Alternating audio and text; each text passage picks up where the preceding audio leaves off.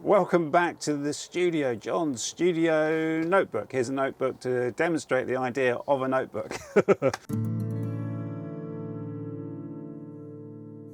This is one of those videos where I'm just really jumping into a thought. Again, I feel a lot, as this channel's evolving, I think I'm working out as I go along, actually, as a channel.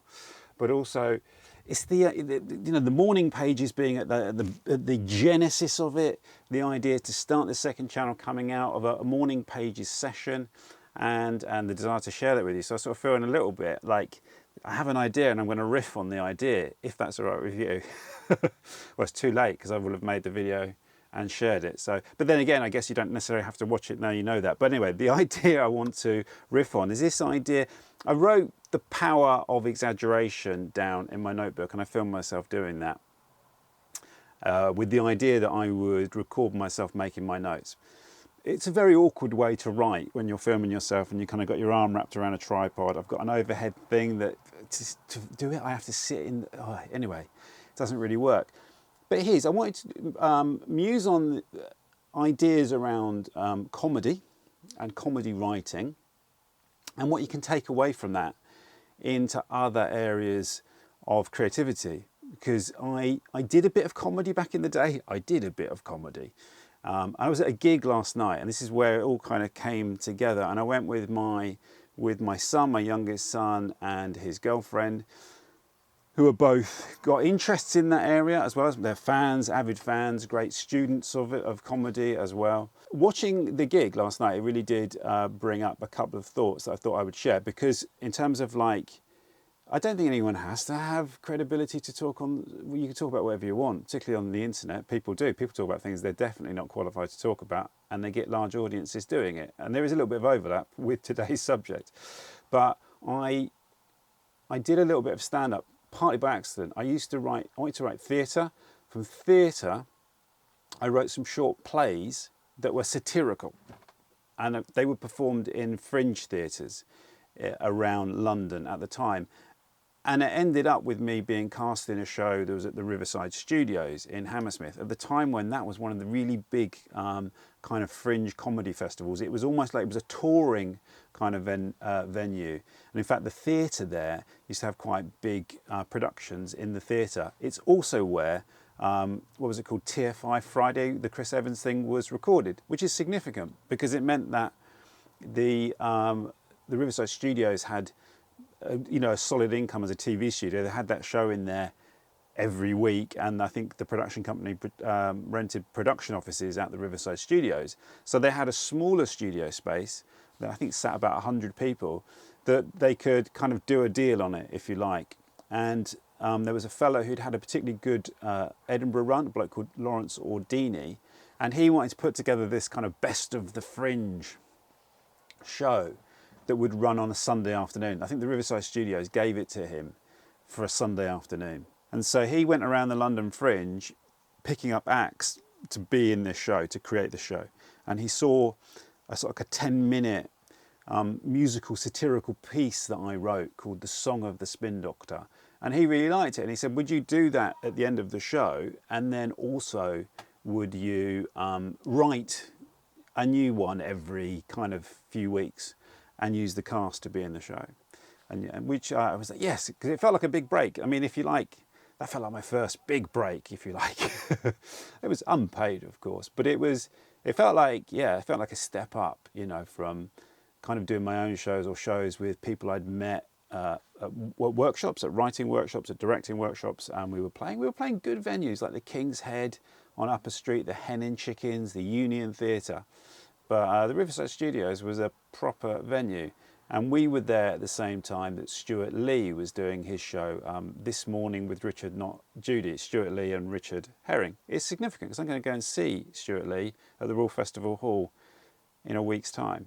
A nice bit of symmetry. So they would be there in the big theatre doing their show. They're recording their TV show with their massive queue of fans outside, and we'd be upstairs in the little space trying to get an audience on a Sunday afternoon to watch our kind of comedy sketch show. And then from that, anyway, I ended up, that basically then moved me out of theatre into the world of comedy. And what I learned there very quickly was that there was an audience for comedy, where there wasn't necessarily an audience for fringe theatre in the same way. It's a harder sell, whereas people will go and see something on a that was listed in Time Out as comedy. The same show, I did this experiment when I produced a show later on, where I listed it in the comedy section one run, and then the next time I listed it in the theatre section. I did it the other way around. We definitely got better audiences when listed in comedy. And you would ask people, where did you hear about it? And they would say, I saw it in Time Out.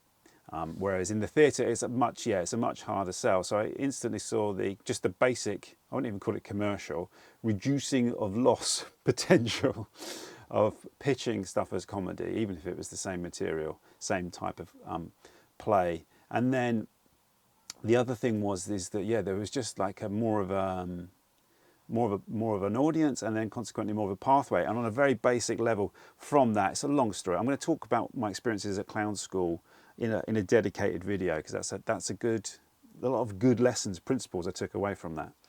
But the key point here is I never wanted to be a stand-up comedian. I never really wanted to work in a world that was going to be measured by laughter, which kind of undermines maybe some of the things I'm going to talk about later. But the opportunities were there in comedy that they weren't in other areas. And I'm a writer, and I knew that by working in those spaces, could get my writing out into the world. And so I ended up doing stand-up. That's a different story. Actually, I might as well just quickly. I went to clown school because I was interested in the idea of theatre. I love theatre de complicité. They studied with a great French theatre teacher called Jacques Lecoq. Jacques Lecoq used to hire this guy to do the clown module, one part of that whole body of theatre kind of attitude. I've got the book here, actually. I found this in a second-hand bookshop in Leighton recently. The Moving Body by Jacques Lecoq. Incredibly influential. Lots of kind of famous people then would go to Jacques Lecoq. Like I think Helena Bonham Carter went to Jacques Lecoq. Phone notifications. Every time I make one of these videos, I get a phone notification. Anyway, he's a very famous teacher. His clown teacher called Philippe Gouier came to London, or was invited to London to set up a school in London, like a Lecoq school in London. But you could do the clown module on its own. And because I was interested in becoming a better performer, a better director, I wanted to improve my performance skills. And I also had the idea, I quite liked the idea of a one-man show, and I just knew I didn't know how to do it. And so I went to École Gouier, which was up in Cricklewood in St Michael's Church Hall. I've passed that in a video that I wrote that I made for John Rogers Walks. It's in my book, actually, This Other London. I passed that church hall. It was an amazing experience. Like I say, I will do a whole video about the things that I learned, which will be difficult in this room. I won't be able to demonstrate them, but I can give the ideas across maybe. And I learned a lot. And at the end of it, I wanted to try the ideas out. And there was a wonderful comedian that was on the course called Ivor Dembina, who's a real legend of the London comedy scene. And Ivor said, don't go and do open mics, because I was like, I'm going to go and do open mics. He said, don't do that. I'll tell you what, I'll give you a gig at one of my clubs. And he runs good comedy clubs. The Red Rose Comedy Club, the Hampstead Comedy Club, the Camden Comedy Club, and he had the Brixton Comedy Club. I was a bit like, wow, okay, are you sure? So he stuck true to his word. And my first stand-up gig, where basically I wanted to go and just try some of these ideas I'd learned at clown school in front of an audience. And that was the thing with Gouier. Key thing with Gouier is he destroyed any fear of the public. Your fear was of him. So it made the idea of stepping out to a stage a lot easier once you were out of that school. And so Ivor, anyway, put me on a Saturday night at the Hampstead Comedy Club. And Tim Vine was the headliner. And I remember Ivor said, watch him if you want to know about jokes. And if you don't know, Tim Vine is a British comedian, and his whole act, I imagine it's still the same, is puns. He just does one pun after another. And for 20 minutes, it was amazing. And it was a really great night. It was a really wonderful night. I came off the stage kind of buzzing, because it was just about surviving, and I did quite well. And the first person that greeted me off the stage was Mackenzie Crook, and he just came up to me and said, "Oh, I only caught the end of your set, but that was great. Where can I see the whole thing? I'd love to come and see the whole set. And I was so like adrenalized, I didn't recognize him. Although this would have been in 1999, but he'd been on TV. I can't remember. He was on TV at the time anyway and stuff. He was recognizable, put it that way. And he was very lovely and very humble. That's what I remember from that. Anyway, so that made me think this is worth doing. Anyway, I did it on and off over a couple of years. I went away traveling, went to Australia, stopped doing it. I did a little bit in Australia. I had a break for about a year and a half, came back, very half-hearted. And I kind of quit eventually because it wasn't really what I wanted to do. However, it gave me a certain experience of doing it. I used to host a comedy and music night as well at Brixton Art Gallery. I had a little job there organising those kind of events. I did writing workshops there. And we did this comedy and music night. We had really good people who would just come and do it for free. Nick Revel was a great writer and a great comedian, was on Radio 4 regularly. He came and did it one night. And we had good people. We had really good poets. Really good writers. Alex Wheatle used to come to the gallery a lot. The wonderful Alex Wheatle, a fantastic writer. Maybe I'll do a video about Alex and Brixton Rock and East of Acre Lane and all of that. And then I did end up working in comedy. It's slightly awkward. I'm not going to go into who I worked for a controversial comedian. And so it gave me that experience of seeing comedy at a higher level, of working in theatres, in really large theatres, and then eventually in arenas, of travelling to the United States and working on stand-up shows in America, which was interesting to see how comedy translated and didn't translate it, and actually how most things translated really easily. And it was an interesting experience. It's an interesting part of my life, anyway, that I feel from a kind of comedy perspective for me is closed. But being at this gig last night and seeing the acts, the headline act was a guy called Mark Watson, who's brilliant. Mark Watson is fantastic. And he was amazing. And it was interesting that he did his first gig the same year as I did my last, which was interesting. And he was great. But then looking at the other acts as well, and this is not about me doing a crit on the other acts, but what was really interesting was to see where people stopped. And this is where I think it really interestingly overlaps with ideas of writing anything in a way, is you could see where people had the germ of the idea, which in a lot of comedy, classical kind of comedy writing terms, like the setup for the introduction of a comedic situation or a comedic idea, and then it's about where you take it, right? And in the principles of like developing material, the idea is that you keep adding to that idea. So obviously you introduce a comedic idea, you kind of make sure that the audience obviously has to be something the audience can recognize, and then you subvert the expectations of that, and then which produces laughter in a very basic way. There's a great book here called Stop Me If You've Heard This, and in this book, it's a really good book. I haven't picked it up for about nearly 20 years, but it's a really good breakdown of ideas about comedy, of what makes people laugh and why things are funny and why some things are funny and why some things aren't funny. It's an endless topic of conversation. And he talks about this idea of incongruity. Sometimes we laugh at things we don't really understand. And so laughter is a result of our brain trying to process incongruous, unusual things.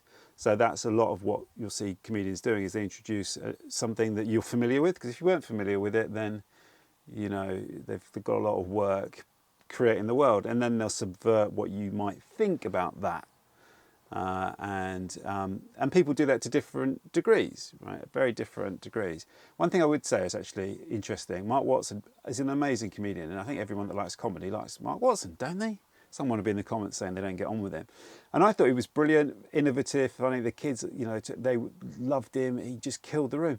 But actually, most of what his set was based around actually quite an old comedic setup. I'm not going to say what it was, but it's when I thought about it, it's only this morning I thought, oh, actually, that is kind of an old joke. But he did it in such a way that it felt very fresh. It felt like it belonged to him. And that's almost like, was it the Frank Carson, 70s comedian, used to say, it's the way I tell him. And it kind of is to a degree. But that thing is the way you tell him. That's you. It's what you bring yourself to it. And I think the important thing I think with, and you know, this is where you can take away from it into other areas of creativity, is that idea of introducing an idea, subverting the idea, and then like I say, you add a line.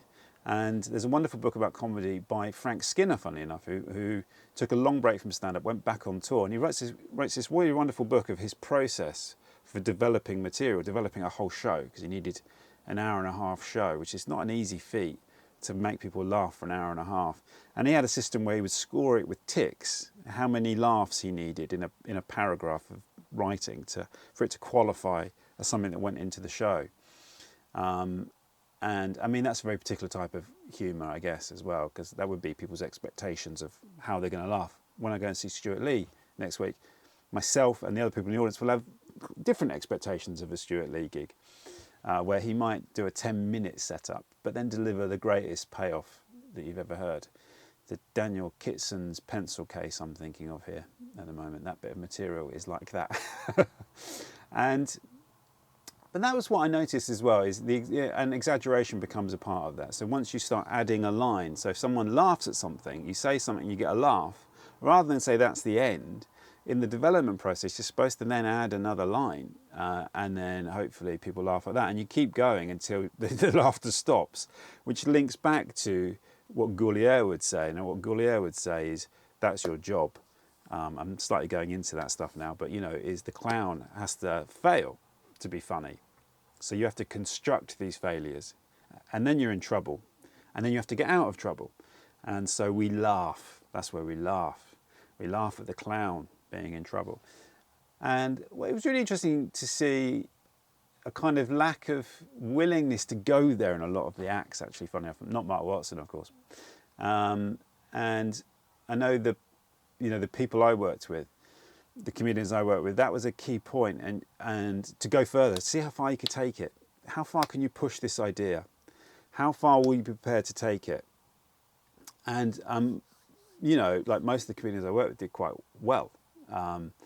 Or I was around at the time. Some, you know, I didn't really work with them much, but I was around with them. We'd talk a bit about the material. I saw the way they worked, and you see that distinction in some cases. I mean, that's maybe specific to comedy, but I feel it applies to other areas of creativity. Is how committed to it are you? How far are you prepared to take it? And how much do you allow your own, if you like, hang-ups about how you want to be perceived get in the way of your creativity? And the comedian is an easy one in a way, because successful comedians are often kind of oddballs, aren't they? They're people who actually couldn't get an ordinary job. I mean, you know, and a lot of comedians who have done interviews have talked about this open. I think Harry Hill is a great example, isn't he? Who was a trainee doctor, and I think he's talked about the way he couldn't have, he doesn't feel like he could have flourished as a doctor. And there's lots of other examples as well. And I think sometimes, like, the comedian is often an outsider, and that's why they're able to have this kind of comedic perspective, is that they're looking at society from a distance because they're not part of it. They don't feel part of it. That's one of the reasons I don't feel like I was ever really a comedian in a way as well, because I kind of can fit in. I kind of, you know, I don't feel that... I don't feel like I'm on the verge of banishment. Maybe I am about to be. Maybe I am about to be banished. But maybe that's what this process is. And I feel like that's the thing with other areas of creativity. And I find it in my writing, actually, is like I feel the point of resistance. And finding the point of resistance is an interesting place to be in your writing. And I would say in your general creativity, is when you take an idea, or you take a conceit or a setup, or just a whim, and then you push it and you keep pushing it, and then you reach the point where you go, I don't know where I am right now, or I don't want to go any further than this. And so I suppose scrutinising that point of resistance, I think, can be an interesting thing to do. And that is to loop back to morning pages, and that's why morning pages is such an amazing thing to do. Is the idea is there is no resistance. You just ignore the resistance, right? You just carry on through that. And maybe that's the gap between morning pages and then doing something with it in your writing, is you have to then, you're going to apply filters to it, aren't you? You're going to apply I don't know, other things before you're comfortable sharing it with the world. You know, your morning pages is something you're never going to share. What you might make out of it is going to necessarily be different. And it came from sitting there last night and going, yeah, like you could see where people, I could hear the next line, you know, of a lot of this stuff. One of the reasons I don't go to comedy gigs, pub gigs anymore, is because I just got this voice that's going in my head the whole time. It's not always a nice one either, but I am hearing the next, you know, the next line. You go there, you go, oh, and you think, oh, I wonder why they did. Because sometimes what you would say would be quite shocking, but that's what makes people laugh, or it can make people laugh. Or if they don't laugh, the fact they're not laughing at that thing is the thing that can generate a laugh. And the really courageous comedians, the really good ones, they do go there. They do push the idea to its limit. And some will push it to its limit and then go beyond that as well. And I think, yeah, courage in creativity is important, but it's also incredibly difficult. Incredibly difficult. I've been sort of doing things now for, I don't know how long, 27, 28, 29 years.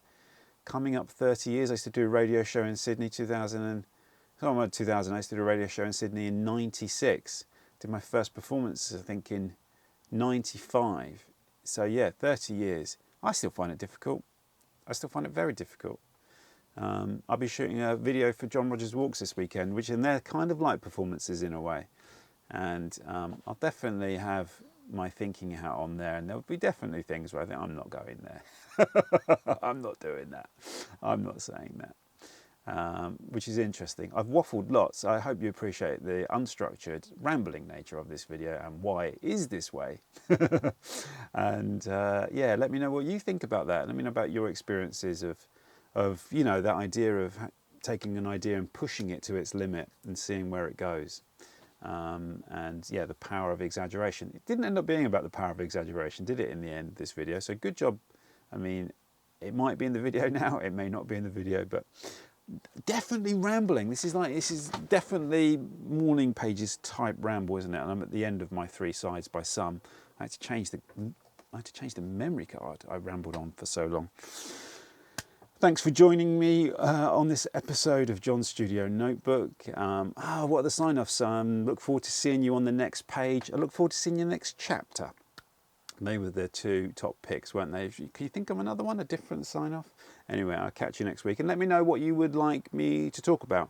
And we've got some interviews coming up as well soon. I haven't filmed them yet, but I'm going to be filming them very soon. Take care. Have a great week. Bye-bye.